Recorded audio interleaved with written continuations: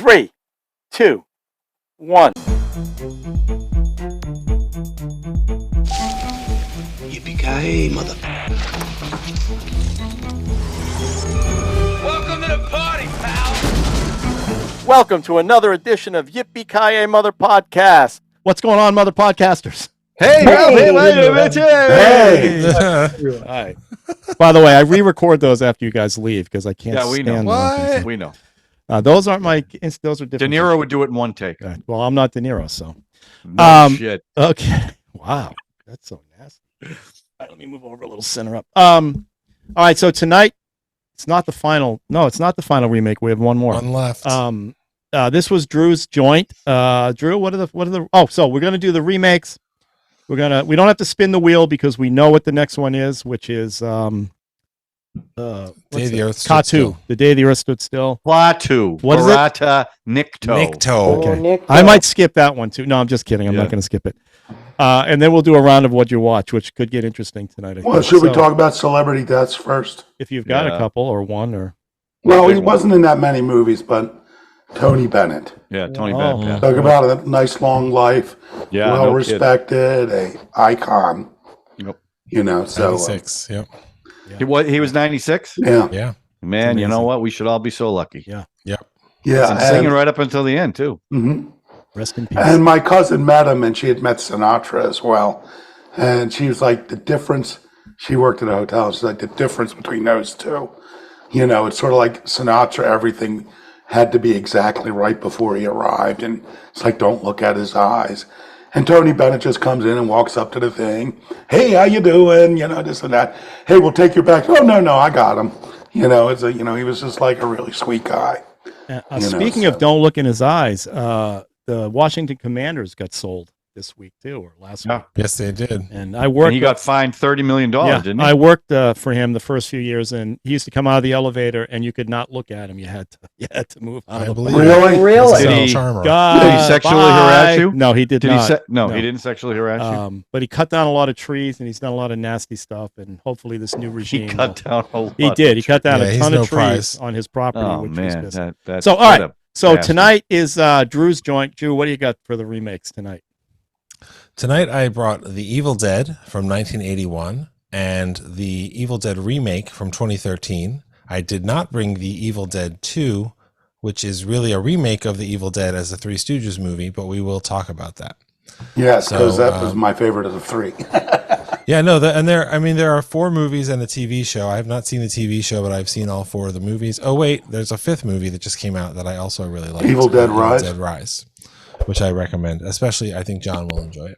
So, I wanted to talk about these movies because, to me, I mean, they're both worth watching. To me, the remake is superior in a lot of ways, even though it has different goals.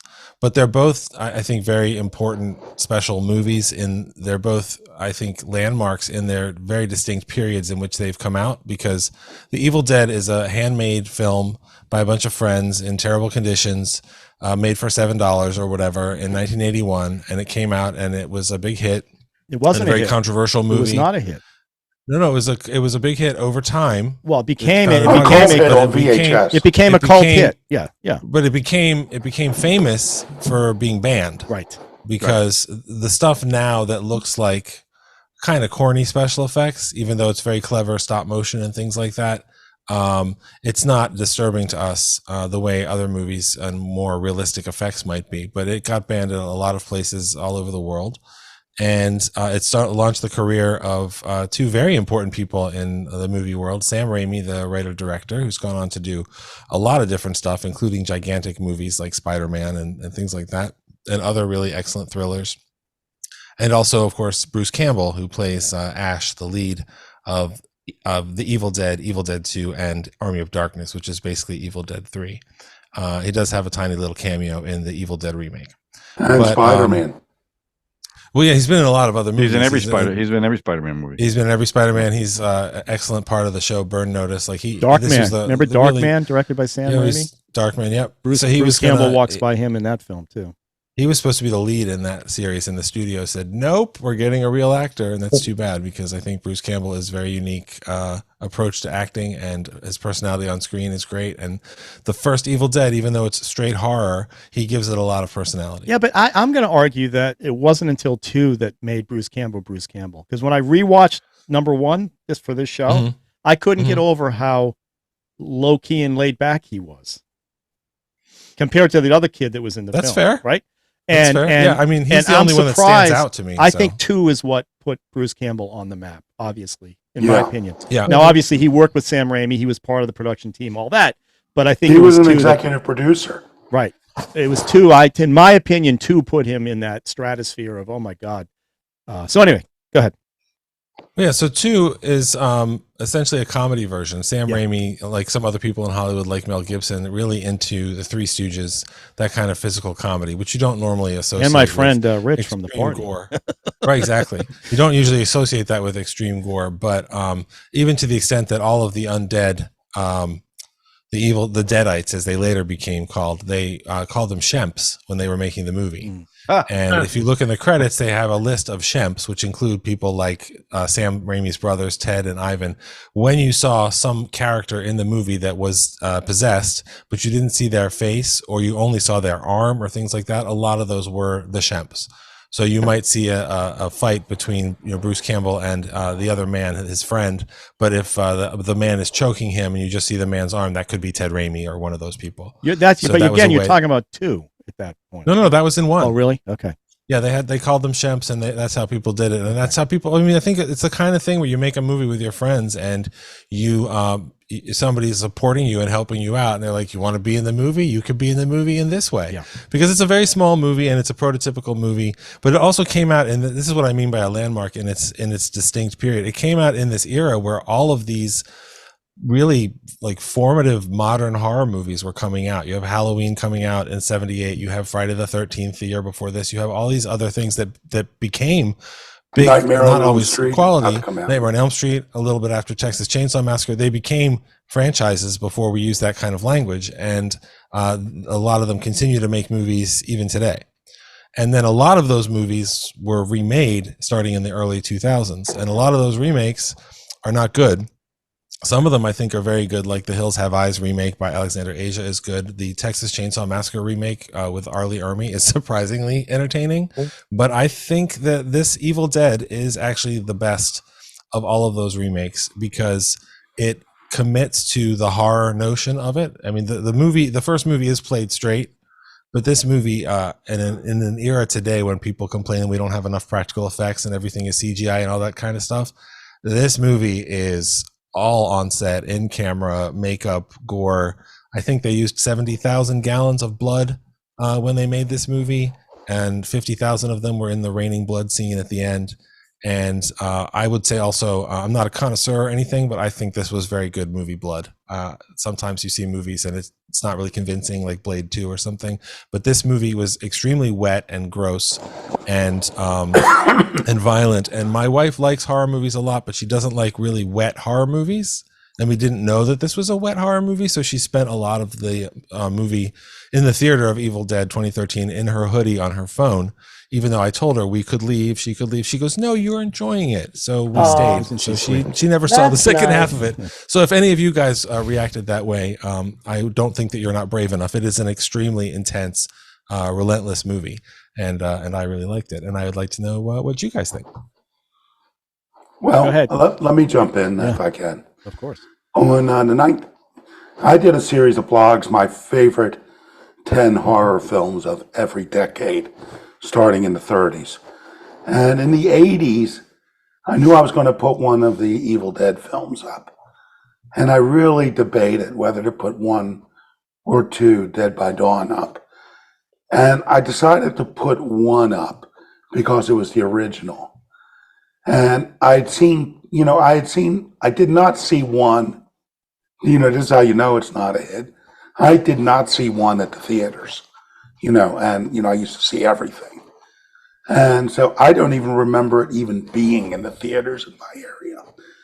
But 2 I did. And also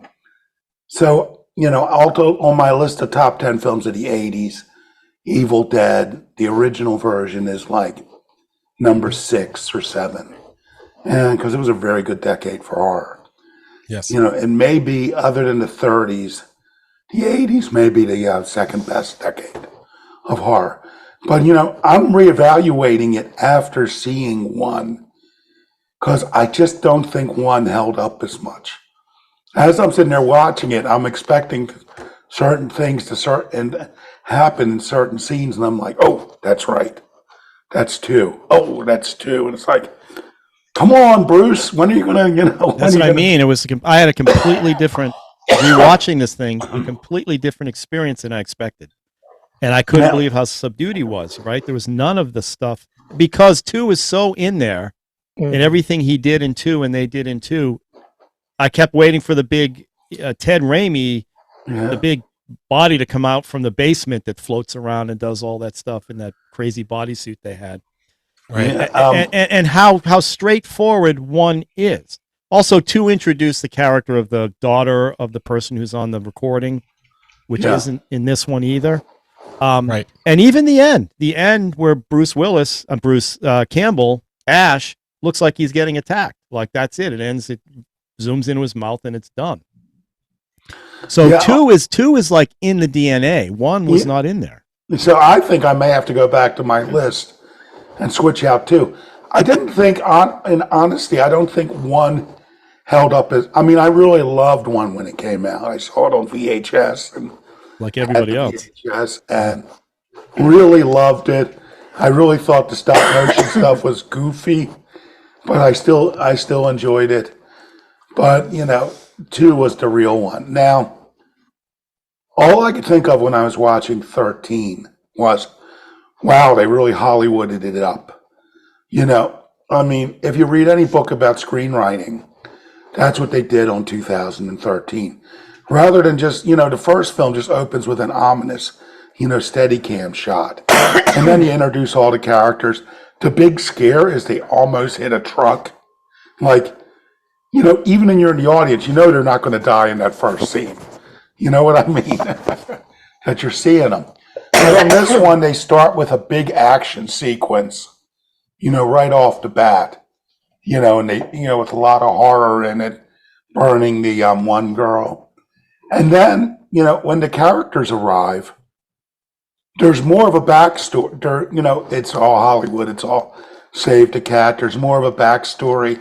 The theme is stated, basically they're here to, I remember watching the first one again, it's like, why did they bring that 5th girl? It's sort of like, is this a couple's weekend? Why are they bringing this? Well, 1 was his sister. I didn't even remember. Yeah, I forgot that until later they mentioned it. Yeah. But on this one, there's more purpose. The girl's in the attic. And, and that, to me, the relationships made more sense. Also, as in modern screenwriting, there is hostility between all the characters, On this, they're all essentially friends in the 80s one. And on this one, there's an edge on all the relationships, which is like typical screenwriting now. And is it an improvement? Well, I do think this is one of the rare remake films where I'm going to say I think that the 2013 was an improvement. Also, this one was kind of woke because in the end it makes the girl the lead. The girl survives, and she's the hero. 2013 woke was not a word. I know, but the way you're doing it now, been, so it wasn't no, woke. It's Final Girl. Final Girl's been around forever in horror films. So yeah, but when it's you not make a woke. remake, It's Final Girl. Just make it straight. It's Final Girl. Okay, it's Final Girl, but it's a departure from the original film. Yes. And in the beginning, and particularly the house looks a lot like the house. And in the beginning, before it all started happening, you're seeing essentially a lot of the same shots. You see a shot of like the clock, which was less of a feature in this film. But you're sitting there watching, it's like, at first I'm thinking other than the relationship change, this is going to be pretty dead on, but it really wasn't. But I also like how it's a tiny little house. And then this is true in both films. But it has like a basement as large as you would expect in a large elementary school. Right. It's like it's 30 yards long. Yeah. The It's basement. all underground. It's underneath. Yeah. Well, the geography in the house in the original is a little blurry too, Yeah. as far as No, I mean passageways it's and it's what like rooms are where and this stuff, house so. is a lot bigger on the inside than it looks. Yeah, it's like Doctor Who. It's time machine. And it's similar also technology. weird. It's sort of like, particularly in the second one, 2013. Like, what about electricity? It's like, oh, do we have a light in this room? But there doesn't seem to be any lights in this room. Like in the basement, there's like one in the middle. Like you would have to walk through the dark for 50 feet to get to where the light is in the basement. And then there's like a whole nother room where there are no lights. It's like, I guess the people who built the house, which in this case is the parents of the brother and sister, decided that this is a great house, and they strung electricity all the way out there in the woods. And, since they did that trouble, let's put 3 light bulbs in it, in the entire place, So, but I definitely think as horror movies go, 2013 was a stronger film. It didn't have the character of the first one. Well, how could it? I mean, the first one started, like Drew was saying, careers, and, it was a cult hit. Kids had it VHS because it was banned. You can't duplicate that lightning in a bottle. You can't do that. So what do? You have to, and everybody was worried about, okay, we're going to remake Evil Dead, and we heard Bruce Campbell was going to be in it. Obviously, he's not in it till the post-credit scene, which is ridiculous. But, the idea that all the elements that made the first one so good, they recreated the magic using non-CGI effects, right? I mean, that was the whole point. Yeah. I mean, the only thing in the fan service about the chainsaw and all that stuff, that again carries through the fourth film as well. The one about the Evil Dead Rise, they do the same thing where the chainsaw becomes a must-do in these films now, I guess. Right. Well, I think that the other part of that that's interesting is, again, it's this period not only of the 80s of these films, but these films that set a lot of tropes in all of these films. And so this movie comes out in 2013, the year after the ultimate and excellent movie about all those tropes, The Cabin in the Woods, which is literally about the archetype that it built. Then they said, well, let's make this movie and let's play it straight. And to me, it completely works. And there are things that you talked about, Sean, like the whole drug addiction thing to me. I loved it. Is a very, very clever conceit because sometimes if a horror movie is about something other than a couple, like Jeepers Creepers is about a brother and sister, and that makes their relationship in the movie, I think, more interesting because of that. It's not as much as you've seen before. So this is about a brother and sister and their friends, and there's history between the characters, like you said, and the whole notion that you could be possessed and people can't tell because you're withdrawing from heroin and because they want you to stay there and all like that was just very. It was very clever. That was, at some point, Fede Alvarez and the people who decided to tell the story this way decided to add that extra layer, and that was something that was very new. Because there's stuff that's the same in both, as far as and I wouldn't say cutting edge effects in the first one, but I would say a full devotion to practical effects and pushing things as far as they could with their budget and with their experience. And the sound design, I had forgotten. To me, in the first one, the only part of the movie that really scares me is actually the sound design, because those voices and the laughing and the taunting is really disturbing. And there's much more than that that's disturbing in the 2013 version, but the sound design is completely insane. And in the 80s, that even that banging, you don't know whether that's like when they're driving up to the house. And the swing, and the thing. What the hell? Right. And at first you're like, is this just part of the track? And then it's that, and the clock becomes much of a character too, because of the sound. The sound was excellent. That was one thing I was thinking about as I was watching, because I've seen Dead by Dawn, Evil Dead 2, a lot more recently than I've seen this one, and it was like, this sound was really good. I remember thinking just as I was watching it, how good the sound was. And you love both movies, right? I'll tell you, the one thing that really got on my nerves with the first one is how the other people in the house, it's a small house, they can't hear you. I said, they're in the very next room. They're screaming. Can't you hear the person? Also loud sound effects. But this kind of film, this genre, as it were. It's not my thing, but I really love the second one because of the heroin, understanding how horrible that drug is and how it brings up these evil things and feelings, and it's a nightmare and you want to get out of it. We have a close relative that was into that, and it's a terrible nightmare to go through. Don't take them out to a cabin in the woods. Well, I mean, the idea that addiction like that is indistinguishable from possession. It's such a great metaphor. Right. I mean, it's so simple. It's it hits you right over the head. But you're right. It's a good conceit for this film to try something slightly different to get you into what's all going to be the same. Ultimately. And the dream of that, or the visualization of that, the trees coming in and getting a hold of the main character.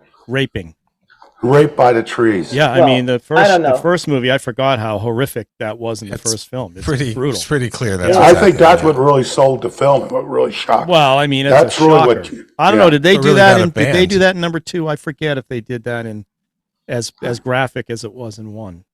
I don't remember. I don't know, but apparently the story is that Fede Alvarez, the director of the remake, wanted to, do a lot of the same things, but he didn't want to do that scene. And one of the producers was like, "We can't make an Evil Dead movie without a tree rape scene. Where's my tree rape scene?" Oh my God. And so, I don't know if that's such a common dream, but I used to have nightmares of trees getting, assaulting you. I don't know if it was Judy Garland in The Wizard of Oz when those apples, those trees were throwing her apples or whatever. What's the matter with our apples? What's the matter with our apples? Chris and John. Chris, you're so quiet up there. Oh, well, yeah, no. The funny thing is, I haven't seen The Evil Dead since the early 90s. I saw it once in the early 90s, the original.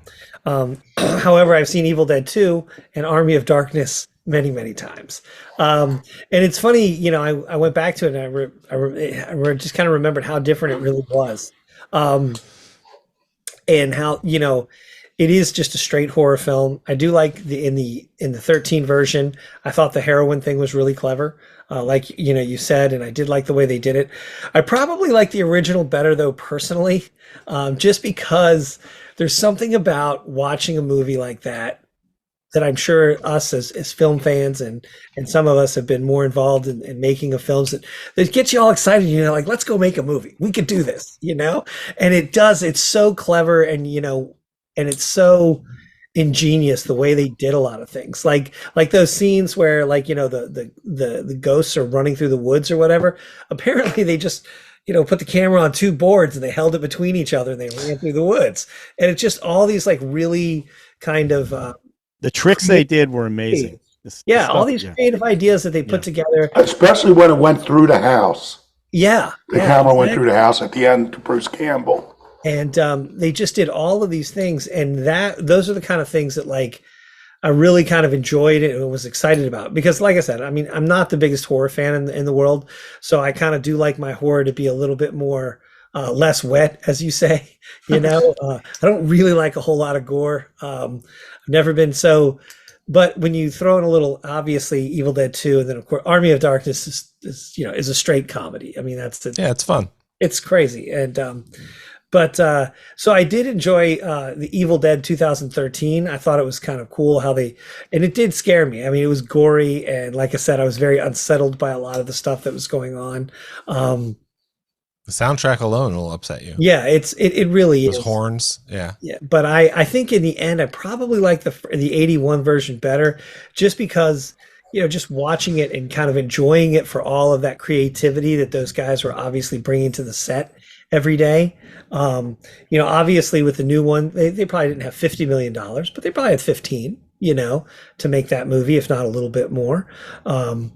So it's one of those things where, I was really kind of, I do remember having that specific feeling when I watched it back in college. And, I was taking film classes and guys were like, "Oh, you really have to watch this one." And I remember watching both Evil Dead and Evil Dead 2 in the same weekend and just being like, wow, they remade the first one, but they just said, "Hey, we're going to make it funny and gross and scary all at the same time," which I really appreciated. But the 13 was a solid remake. It's one where you can say, especially in the sense where unfortunately, there are people who are like, will be put off by kind of the do-it-yourself jankiness of the first one. They're going to be people that are put off by that, so they're going to want a slicker version of it. And so, Slicker. Yeah. yeah, I mean, It's definitely slicker. literally and figuratively, Yeah. right?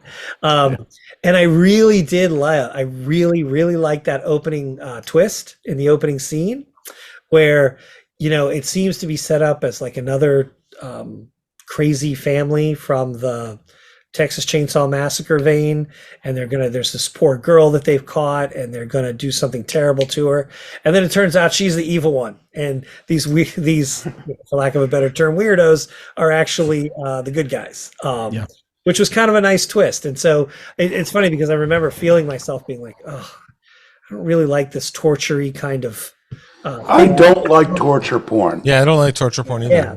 And then when they twisted it, I had to admit, like I really felt a smile come across my face, because I was like, oh, they really had me going down one path. I thought it was going to be very rote, and they kind of pulled a 180 on me, and I enjoyed that. And like I said, the Evil Dead, the remake is good. It's enjoyable, but I think I just really kind of enjoy that do-it-yourselfness of the first one, and then of course knowing what it leads to.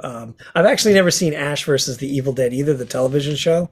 It's supposed to be fun. Yeah, it's supposed to be pretty good, but yeah, when you're right. 17 million budget.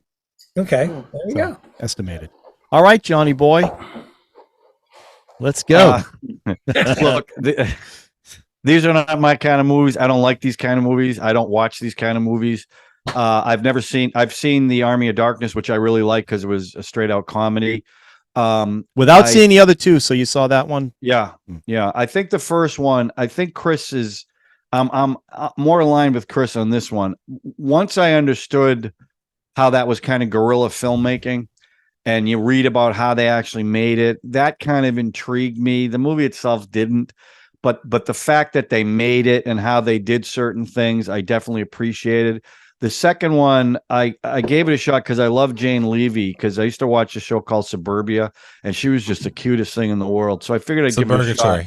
Suburgatory. I'm sorry. Thank you. Yeah. Suburgatory. Yeah, she's wonderful in that and very different here. That's for sure. And this movie, I find the movie like this repulsive. I don't enjoy it. It's disturbing when they're pulling needles out of their cheeks, and I don't like it. I don't enjoy it. I don't find it entertaining at all. I don't find it scary. Like Halloween, to me, was a scary movie. That movie is a movie that scared me. This movie didn't scare me; it just grossed me out. All the blood. It's just something I don't pursue. I don't watch it. So I kind of had a visceral reaction to it. Like, this is an hour and a half of my life I can't get back.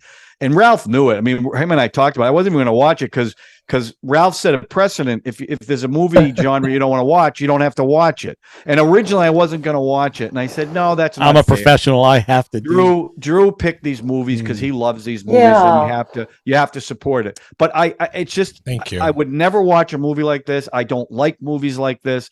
I did appreciate, like I said, I appreciated the first one more because I love Bruce Campbell anyway. Briscoe County Jr. You really should see two then. I want to see two. In fact, I want to see two now that I know that it's funnier, because I know they cut out some funny stuff in this because they wanted it to be straight horror. And he does. This is two is way wetter than one. Yeah, but if it's it's like I've been. Yeah, it's pretty funny when he cuts his hand. Yeah, it's some funny stuff. But I'm saying it's. I don't think it's as realistic. Yeah, that's what I mean. No, it is not as realistic as this one. I don't mind the cartoon stuff, but something like this, it leaves a bad taste in my mouth, and I walk away going, "I'm sorry, I watched it." That's how I felt, and I knew that going into it, because these are just not movies. I don't go to these movies. I don't rent them. I don't watch them. That's why I've never seen these movies. Do you stream them? I don't. No, I knew. I called him. I said, "You're not going to like 2013," and of course, he didn't have to watch it. He's making a big play out of it because I didn't watch Beauty and the Beast. Oh, well, you know what, John? I appreciate you watching this movie because this is not my thing. I had to chain Debbie down to watch part one. Well, we've had a rough week as far as. That's good, Drew. What did you say, Drew? Chaining you down, that's every Thursday. Yeah, that's typical Thursday night for you guys. Saturday night. Whoa! Nice. But I want to make this point about actual blood spillage. And this happened to me. Oh, and God. This nurse thing.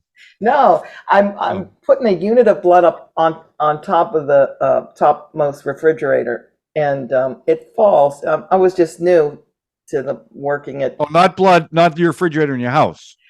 No, John. Okay. At the blood bank. She keeps it in the basement. No, it's in the blood bank, and a Jewett. The It's called the refrigerator in the blood bank is called a Jewett. But so I put this unit of blood, and I was nervous. I don't know what happened. It didn't go proper in the top shelf, and it fell to the ground and splattered. I mean, a whole unit of blood. It rained blood. I'm telling you, I got so dizzy. I got so sick. I had, a visceral, just a really bad reaction to that. Like, I'm working with it all the time, and just to see it splattered, like, ugh. You know what I always think? I always say, blood, that belongs on the inside. Yeah. So. But and does that get a big laugh when you say that? yeah, like when I'm cut, I always say. If you've ever seen blood in a large quantity, like I don't need to. I don't. Yeah, Ralph one time threw a drumstick at me, and it hit me right between the eyes, right here, and it stung me, but I really wasn't, hurt. And then and all of a sudden I looked at his face. And his face was like petrified. I go like this, and there is blood everywhere. Oh, man. was it a chicken drumstick or was it a? No, I was upset. I was upset drum. because I missed his eye. That's why I was upset. Oh my God! This was what, like 2 years ago? I threw a dart before that. No, that was another one. He took a dart and went like this. He goes, we've heard this story over and over. We don't have to do fake it. And I go, oh, Ralph, you're not going to throw it. He goes, right in my shoulder. Oh my God! Now, bullseye. I just want to say one thing about 13. No human being, it's almost a comedy, could take that much damage.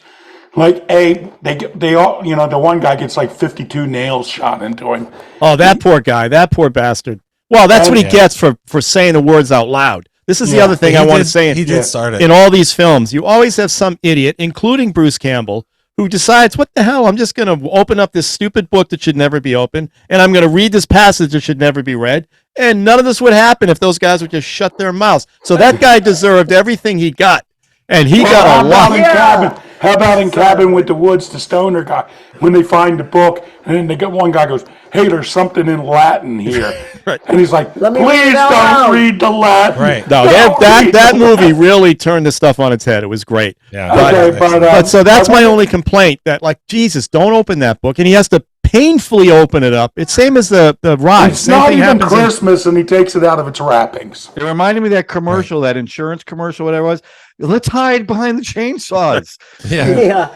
That's what it reminded me of. That's funny. So that guy got everything he deserved. And But like, how many times can a human being be hit with a crowbar? Hot Or a mic. lead pencil. And All that lead poison. and you know what? When he's getting stabbed in the face with that needle, Ugh. I've had needles in me. They would break off if you could only stab someone Listen, against the somebody bones. gets shot twice with a nail gun, you're going to be down and out. I mean, it's a movie. Oh. It's a Well, movie. how does this make sense? She gets her arm cut off, and she's doing a chainsaw? No, you need two hands to do a chainsaw. No, she stuck her one hand in the thing. You have not seen the tropes, the Evil Dead. Right. Yeah, she has not seen Evil Dead 2. Something flying around in here. You don't Oh, I know. thought that was a wanna- floater in my eye. So, I mean, I wanted to say, I think, John, it's important that you pointed out Jane Levy, because I think she's really extraordinary. I think all the acting in the movie is actually quite good. And Shiloh Hernandez, who plays her brother, who you all know from the movie Strange episode we did about Dead Girl, as he and another guy discover I knew a I zombie they can recognized rape. that guy. But Jane Levy, I mean, she's been in a lot of interesting stuff in her career, and a lot of it is comedy, and she's excellent at it. But this movie and Evil Dead Rise, they're both really relentless, and a lot of that goes to, I would say, really the willingness of the leads, everybody, but the leads of those movies to just do whatever they're asked to do, and it's really pretty crazy. The other thing about this movie, I never watched horror movies when I was a kid. I was way too scared to do that. Like, I didn't watch The Thing until I was in college, that kind of stuff, The Shining, all that kind of stuff. The scariest thing to me, of course, was walking around the video store, the packaging, the Evil Dead 2 VHS box, which is also the poster, which is just a skull with eyes looking at you. That terrified me. Like, I couldn't imagine ever watching that movie. It was entirely too scary. I had no idea it was funny or more than horror. But there's another home video packaging thing that's funny. I didn't buy this, but one of the big DVD releases was Evil Dead, and they put out a special edition with all sorts of extra stuff on it. But the special edition that they put out was the Necronomicon edition, and it was in a package that looked like the Necronomicon book made out of flesh, except it wasn't made out of flesh, it was made out of rubber. And after a few months, it started to stink, like a consumer complaint type of problem. So apparently if you bought the very special version of the movie that you loved, it would actually stink up your home, which I don't know, it feels kind of appropriate since everything in these movies is so rotten anyway. I didn't hear a word you said. I was watching them trying to catch a fly. The hell What was is that? I It's tell a you what, out of bomber. all the films, the one thing that got me the most was when I rewatched one, the very first pencil stabbing into the ankle. Yeah. That's pretty bad. Is horrific. But You Yeah, know what, about one, everybody talks about Bruce Campbell, but the other guy, in my opinion, he had like he looked to me like Harrison Ford. He had the same kind of hair and the same eyes. And I'm like, why didn't he go on? But because he was a terrible actor. I mean, he was. well, I think that was part of it. Anyway, well, I think this it is was a one of- terrible part. He was a very shallow. I character. honestly can't remember all the remakes we've done, but I think this is one where I don't know. John and Chris like the number one. Well, John hated 13, so it's hard to. But I thought as remakes go, I thought this did a really good job of keeping up the Evil Dead brand, basically. And of course, you have Bruce Campbell at the end for that one stupid scene. Groovy. Groovy turns in, and Was that supposed to be his approval? I think so. Because he didn't want it being remade. I read that he wasn't. Sam Raimi really was enthusiastic, but Campbell was not. And he had to get his approval. He's one of the owners. That's right. And because he did that, that was kind of his stamp of approval on it. That's what I read. Well, after this came out and was a hit, there were apparently conversations like, let's make another one, of course, because it made money, but let's make another one where Mia and Ash come together. And there's references throughout the movie that it's in the similar universe. Like, it's not supposed to be Ash's car that they see, but it's basically Sam Raimi's car that's in all of his movies. All that kind of stuff. And everything, yeah. Right, but they didn't make another one. They made the TV series, and then they made Evil Dead Rise. And the way that they did that they did Evil Dead Rise is you could basically now make a movie about Deadites with any character. That's about one family in an apartment building. You could make it about any environment, anything. So they've really freed it from needing Bruce Campbell as the center of it. That said, I'd be delighted to watch another Evil Dead movie with him in it because he's just really entertaining. Yeah. So we'll see. I don't know what that's what blew me away. The other remake that's superior in John's opinion, I know that we've discussed, is The Island of Dr. Moreau from 1996. Oh, definitely. I forgot about that one. That definitely is better than the way better. Yeah. I just was shocked at how subdued number one was, especially Ash and Ashley. She kept calling him Ashley. Yeah, Ashley. Which was driving me. Yeah, that the sister kept calling him Ashley, which was driving me nuts. So, but I loved 2013. I loved Evil Dead Rise. I want to see more of this stuff. The gore is pretty intense, but it's you take it for what it is, and I just found it a lot of fun. So good job. If you guys dug Evil Dead the remake, I recommend Evil Dead Rise. It's currently on Max. Definitely worth watching. Another 90 minutes, completely relentless. Yeah. A little funnier actually in some ways. Well, anything would be just funnier. as wet. Yeah, this one was serious from the get. And the other thing, the other conceit, the battery he built to bring her back to life. Yeah, I don't know what that was cool. about. I couldn't quite figure out the mechanics. Well, that was like Ash. That was like the kind of thing Ash would do. Yeah. Oh, well, I know, and they did a couple of those when he was building that. That's the only place where they did the quick cutting, that they do when Ash puts everything on and all that. That's the one place they were playing with that. But well, you know where he bought all that stuff before they went on their vacation. The S-Mart. Exactly. The S is for saving. Smart. Shop smart. Hey, I do want to say too, this was a good remake, but the one that there were two that I really hated, these 2000s remakes. One was the reboot of Nightmare on Elm Street. That was just horrible. Yeah, pretty gross. And then the Friday the 13th one that they rebooted. I mean, to me, I couldn't even get all the way through it. I just turned it off. Hey, I got a great idea for the next Evil Dead.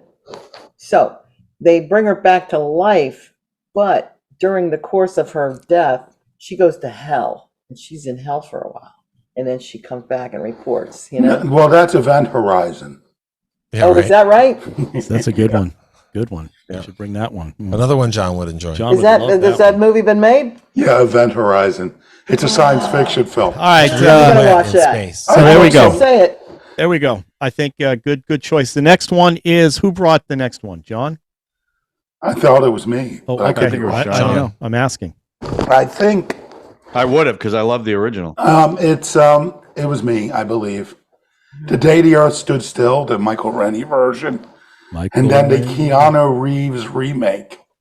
Right. Which Or- wasn't that good, was it?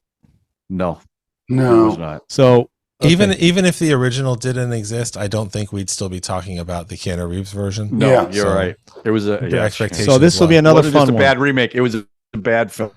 Yeah, I don't recall being. and it was impressed. Scott Derrickson who's done some really good work.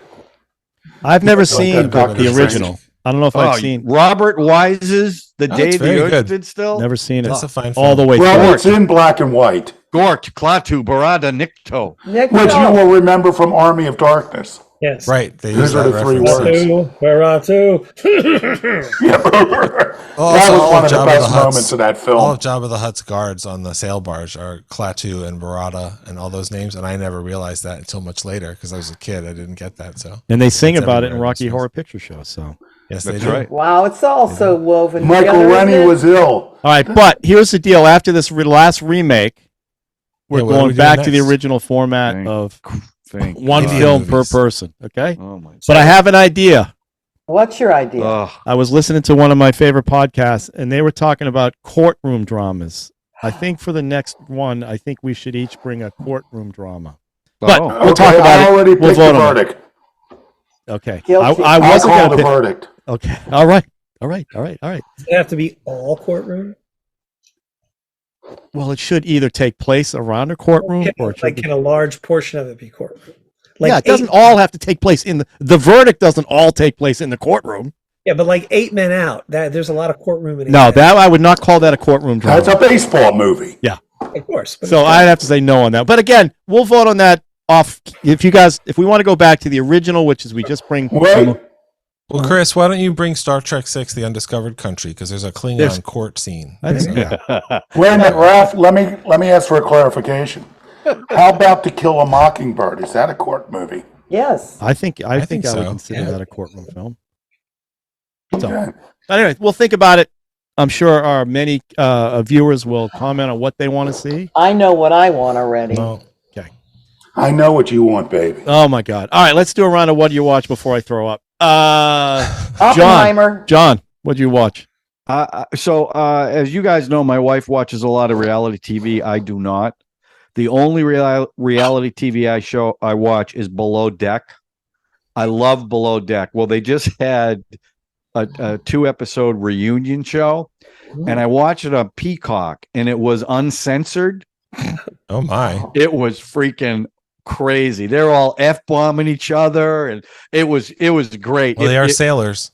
Oh my God. It was, I mean, because there was a little love triangle going on between some of the crew, but it got really, really raw. And I was like, wow, this is great. So if you get a chance, watch, it was Below Deck Sailing Yacht, and then watch the 2 reunion shows because it's freaking awesome. So check it out. Wow, that was great. Nice. Thank you, John. Very short. Sean and Debbie, Oppenheimer. you What saw did it. you think of it? Loved it.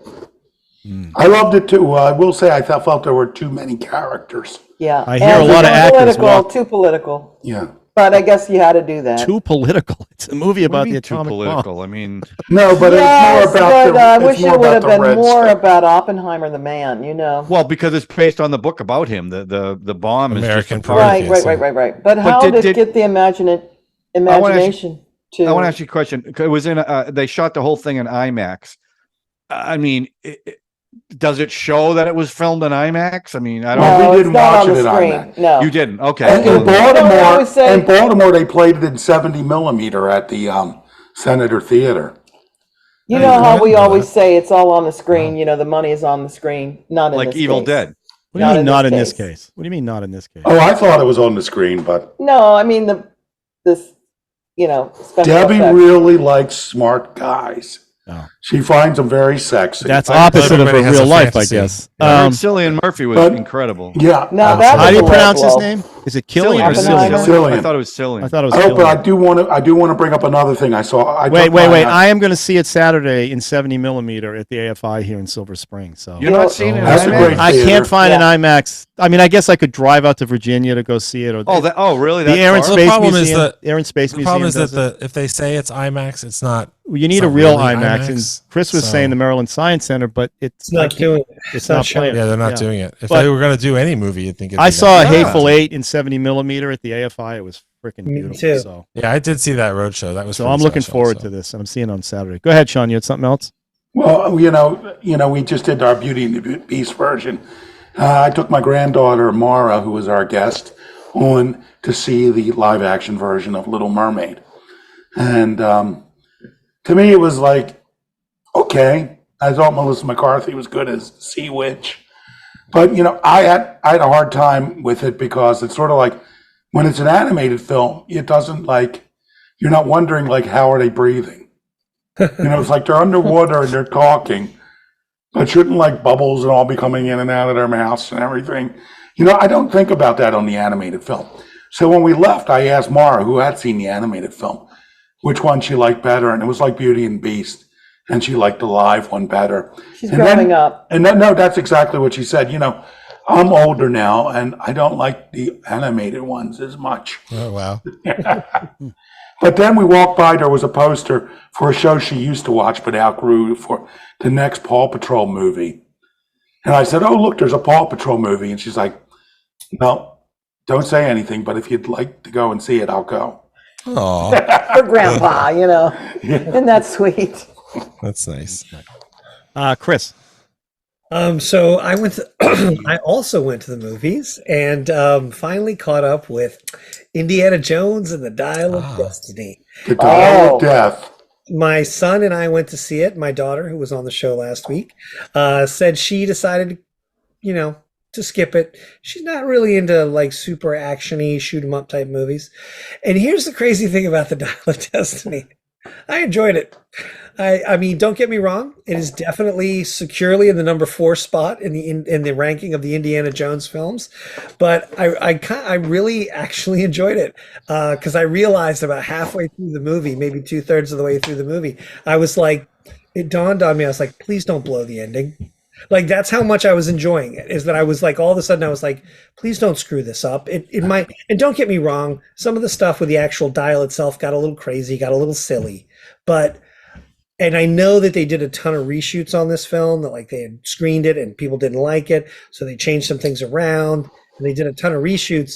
And I thought they were going to go I don't want to give anything away, but I thought they were going to go one thing with this whole idea of this dial that it could take you places. And when they didn't, I was a little bit moved that they didn't go that way. Honestly, in the very end, kind of brought it back together for me. And I was like, okay, maybe not as good. I mean, if Crystal Skull had been good, I would have been upset that they had brought this one in there, but it wasn't. So it kind of washes away a little bit of that taste. But there were some nice heartfelt moments in it, and I think it did a pretty good job. Some of the de-aging always looks a little hinky to me, and so there's literally a 25-minute de-aged Harrison Ford at the beginning.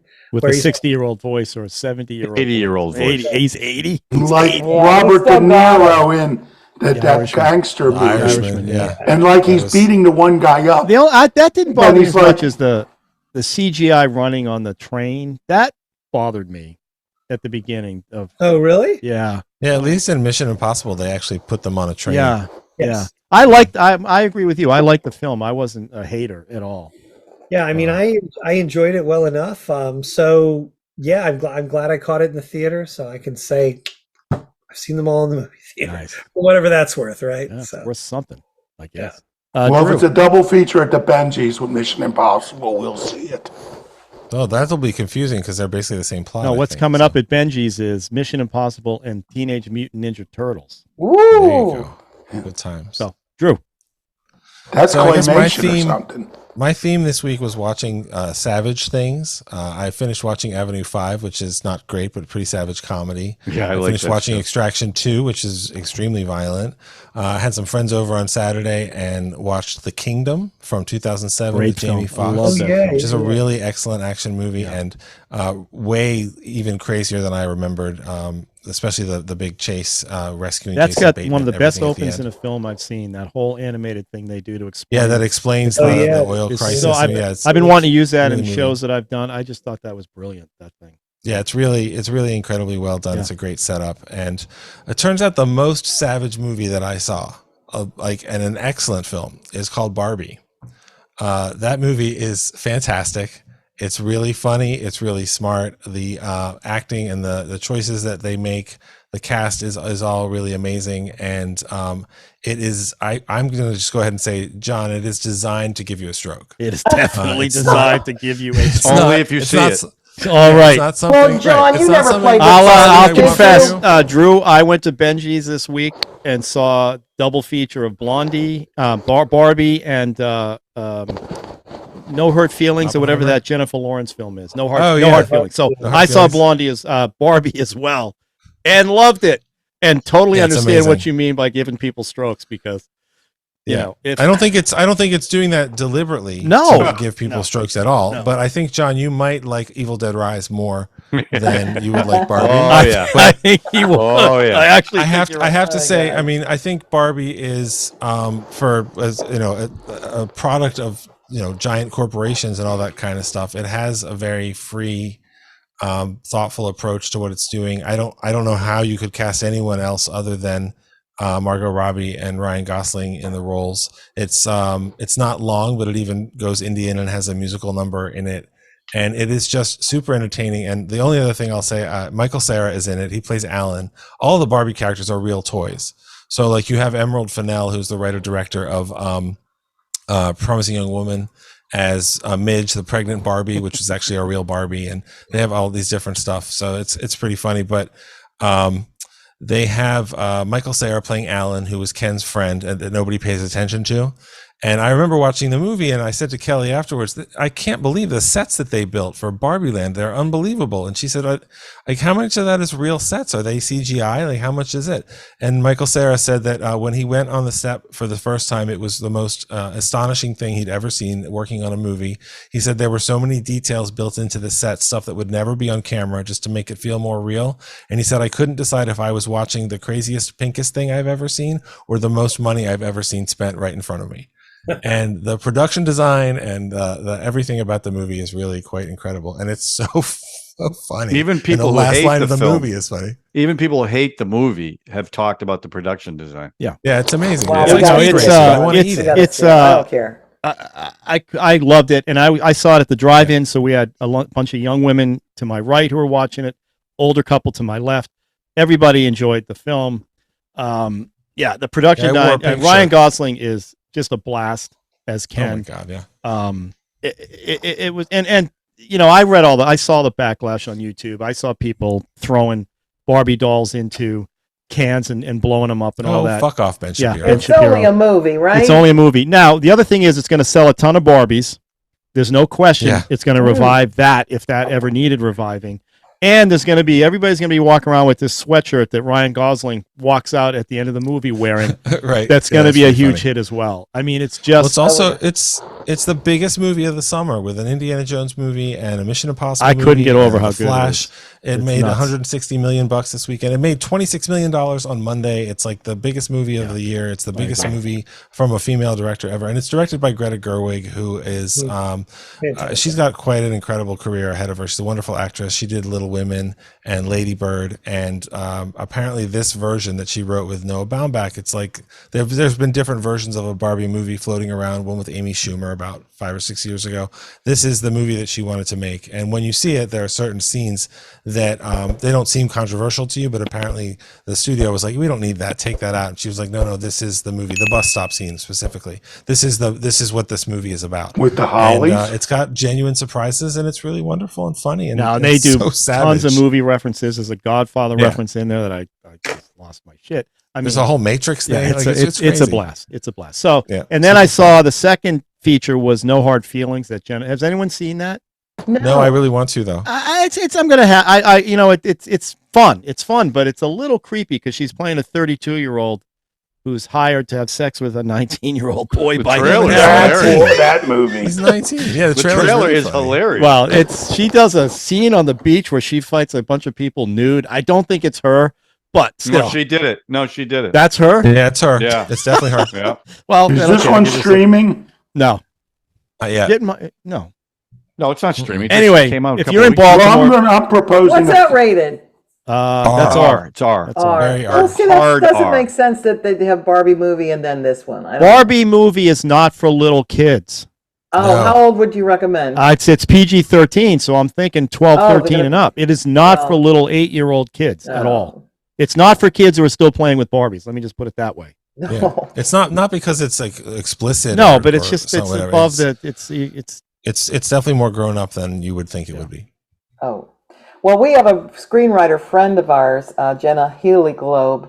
She was on episode Yeah, one. she was here. She wrote she was. a Barbie movie, and it was fantastic.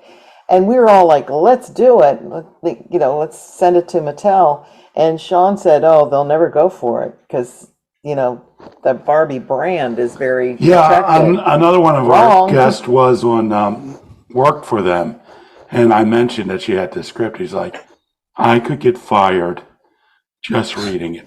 I don't know. Who's the guy what's that Barbie movie about Karen Carpenter? Well, I was going to say the Todd Haynes Todd stop Haynes. motion movie about Karen Carpenter, which has never been released because they don't have the rights to any of the music or anything. Occasionally it'll be a screening, but it's the story of Karen Carpenter. I It's saw it at apparently the very theaters. beautiful and sensitively told, but it's all with Barbie dolls. Yeah. So Yeah, Really? Mark Kermode compared the new Barbie to that Barbie and how did he? the character I of believe Barbie it. has affected how people view women, the beauty and all that stuff, and how it worked so well for the Karen Carpenter film. And this one basically did the same thing. And I agreed. When I saw it, That makes sense. when I first saw that they were doing this Barbie film and trailers for Barbie, I'm like, there's no way this thing is going to work.